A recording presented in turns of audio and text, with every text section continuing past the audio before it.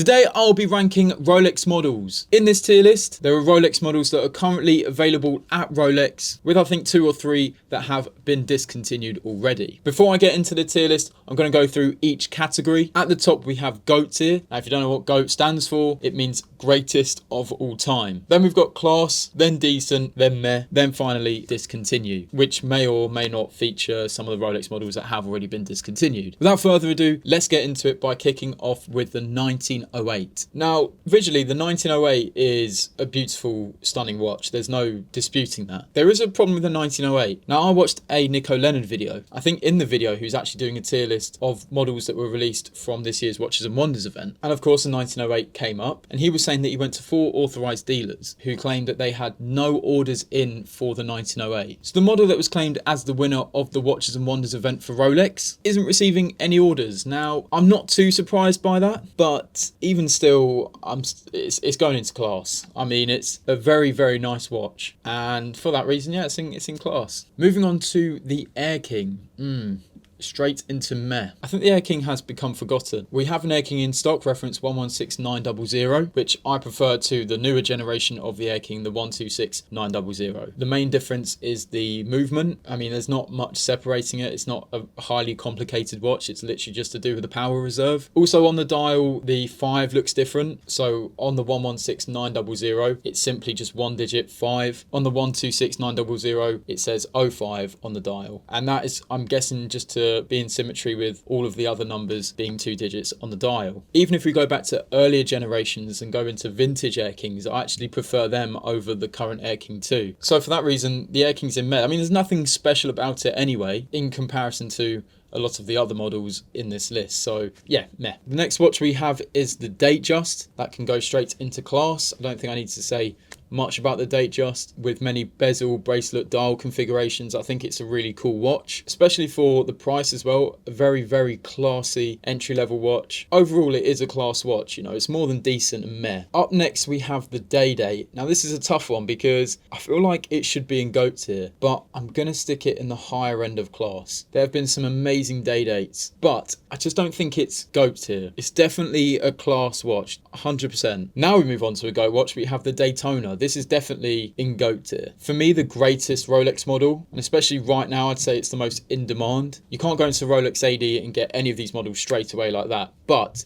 the Daytona is probably the hardest model to get right now. You will be waiting an extremely long time for any Daytona. Again, I mean, the history of the Daytona is beautiful. The vast history of models as well, such as the Platona, the Pikachu, the Paul Newman, the Le Mans, the John Mayer. I mean, the list goes on and on with the Daytona. You could probably create a whole starting 11 with the Rolex Daytona. 100% Daytona in GOAT tier. Now we're moving on to a watch that I completely despise, and that is the Deep Sea. And yep, straight in discontinued, 100%. I just find the Deep Sea completely unnecessary. I understand it's Rolex's way of being bold and saying this is what we can do with a diver's watch. At the same time, I just find it completely unnecessary. Don't get me wrong, it's pretty impressive, right? I actually created a video on all of Rolex's diving watches, the Submariner, Sea Dweller, Deep Sea, and compared all 3. So if you'd like to watch that video, check it out. There will be a link in the description. Yes, it's a very impressive tool watch, but it's still completely unnecessary and pretty much useless because no one is going to use the Deep Sea for its function. And what's even worse is they literally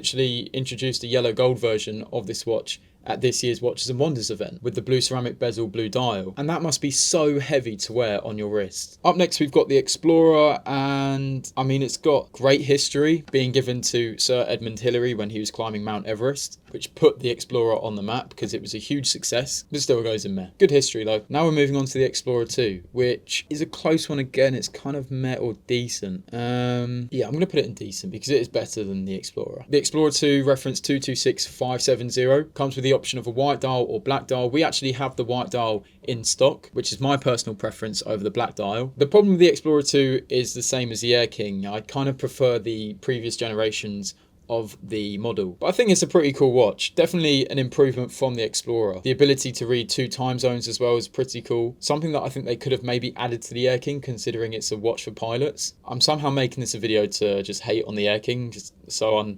unnecessarily. But I think the Explorer 2 is a decent watch. Before I proceed with this tier list, if you guys could subscribe to the channel and like this video, that would be massively appreciated. Also, we are aiming to create more fun and relaxed content like this, so stay tuned. by turning on the notification bell so that you don't miss a video. Let's get back to the tier list. Moving on to my favourite Rolex model out of all of them, but I'm going to leave my bias out the way. The GMT Master 2 is going in GOAT tier, but despite it being my favourite, I don't think it's better than the Daytona. Now, it's not entirely to do with the function because there are much more complex watches than the GMT Master 2. I think it's just such a cool looking watch. Again, if you look at the models of the GMT Master 2, there's such a huge variety and selection. I mean, you've got the Pepsi here, you have the Batman, Batgirl, Sprite, even the new release this year, the Bruce Wayne, which is probably the most in-demand Rolex watch that was released this year. So yeah, for me, I think the GMT Master 2 is definitely GOAT tier. Now we're moving on to the Milgauss. I don't know if people hate me for this, but I just think it's going to discontinue. I mean, I prefer it over the Deep Sea. It looks cool, you know, I think it's a really nice watch. Yeah, I think that might be an unpopular opinion. Now we've got the Oyster Perpetual. I'm going to slap that in the higher end of the decent category.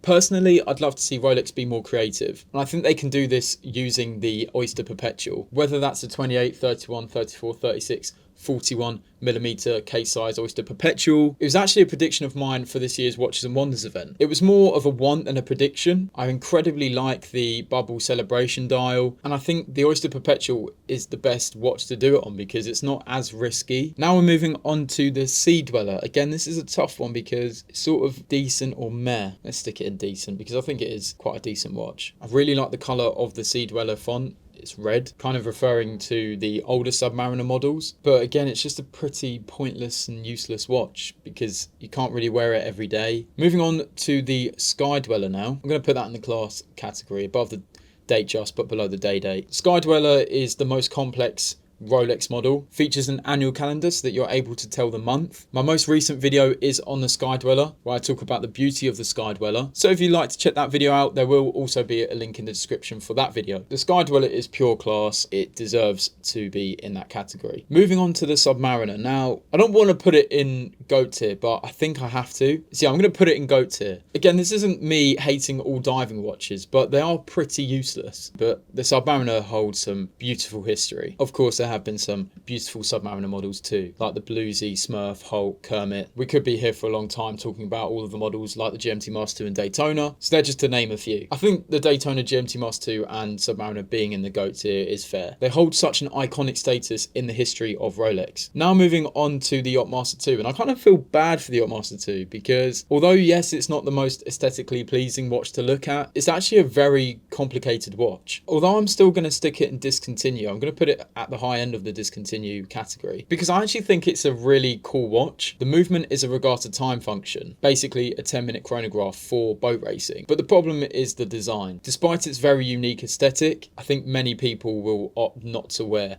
this watch. The Yacht Master, this is a tough one because yeah, I'll stick it in class. Yeah, that's fair. So it's it's better than decent. So this is the final result of the tier list. Let me know what you guys think in the comments, whether you agree or disagree with my tier list. Remember to subscribe to the channel and like this video and turn on the notification bell so that you don't miss a video. As I said, we are aiming to create more fun and relaxed content like this. So stay tuned and I will see you next time.